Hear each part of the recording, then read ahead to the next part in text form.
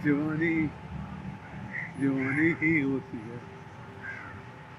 और अब जो है अब जो है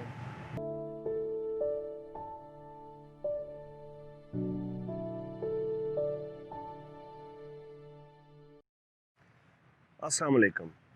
अकमल शहजाद गुम्मन आपकी खिदमत में हाजिर है। आज मैं आपकी जो मुलाकात है वो एक ऐसी शख्सियत से करवाने जा रहा हूँ जो मेरी ज़िंदगी में तो मेरे मेंटोर हैं। बहुत से मेंटोर हैं, लेकिन उनमें से एक जो बहुत नुमाया शख्सियत है वो सैमुअल लालदीन साहब की है। सच्ची बात ये है कि लिखने पढ़ने का शौक़ बचपन से था और पढ़ने का तो था, लेकिन एक उसको डायरेक्शन देना और उसको जिला बख्शना वो सैमुअल लालदीन साहब ने उसको जिला बख्शी। ये गालबन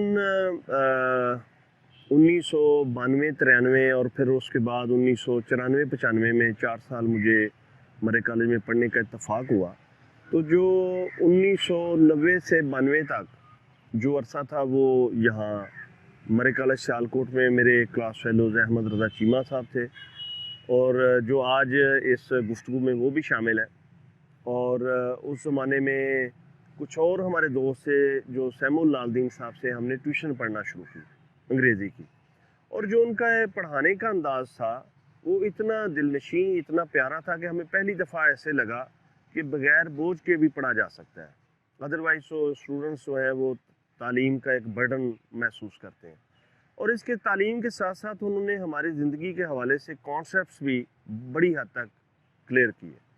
तो उसकी मैं लिखने के हवाले से मैं आपको मिसाल दूं कि एक तो वो इस अंदाज में लिखवाया करते थे उर्दू में हमें एक पैरा कि तुम जो भी हो होते रहो, तुम हो भी क्या सकते हो, और अगर तुम जो नहीं हो वो होने की कोशिश करोगे तो तुम वो भी नहीं रहोगे जो तुम हो।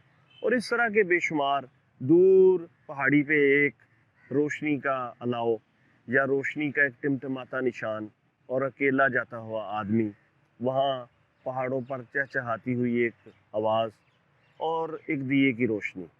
तो वो ये कहा करते थे इस पैरे को आगे बढ़ाएं, इसकी अंग्रेज़ी में ट्रांसलेशन करें। तो अपने तौर पे हम जैसे तैसे भी कोशिश करते थे।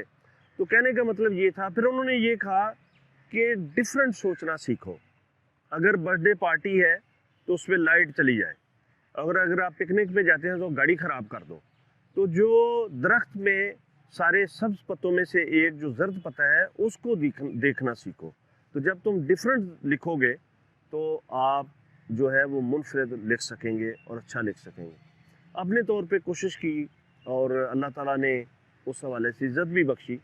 और फिर ये कि ये साथ ही जो हमारे लॉन में मैंने जैसे बताया आपको कि यहाँ एक चैपल है जिसके वो प्रीस्ट भी थे, लेकिन हमें कभी उन्होंने मजहबी हवाले से कोई गुफ्तगू नहीं की। वो एक यूनानिमस जो हम कहते थे, हम जब बात करते थे कि हम मुसलमान जब इस तरह थे, तो मतलब कहने का मतलब कि समाजी एतबार से भी आप एक यूनिटी के साथ आगे बढ़ते हैं। ये हमें उन्होंने ये सोचना और समझना सिखाया। सर बहुत शुक्रिया, आज आपने हमें टाइम दिया। ले सर, चूँकि बाहर ठंड है तो मुझे कह रहे हैं कि आपकी चूँकि आप बीमारी से ताज़ा उठे हैं तो आपको वार्म अप रखने की ज़रूरत है।